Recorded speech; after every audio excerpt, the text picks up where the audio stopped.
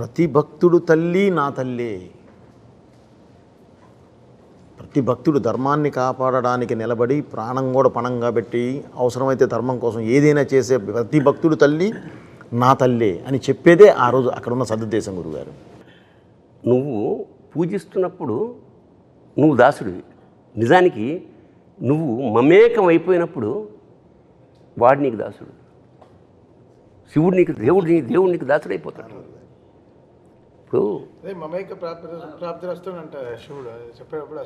మనకి పూజా విధానం అంటే ఏమిటంటే ఎలిమెంటరీ స్కూల్, కొబ్బరికాయలు కొట్టామా, దండలు వేసామా, కిరీటాలు చేయించి ఎలిమెంటరీ స్కూల్. నెక్స్ట్ స్టేజ్ అక్కడ ఏమంటాడు, దేవుడు అనేవాడు నేను వేరు అని. Meditation next step. అక్కడ ఏముంటాడు, దేవుడు నీలో ఉంటాడు, బయట ఎక్కడ ఉంటాడు. కొబ్బరికాయలు కొట్టక ఏమి అగరత్తులు అక్కల్లా. తర్వాత థర్డ్ స్టేజ్ ఇది బికమింగ్ శివ, బికమింగ్ గాడ్ అనేది ఈ సినిమాలో ఆ ట్రాన్స్ఫర్మేషన్.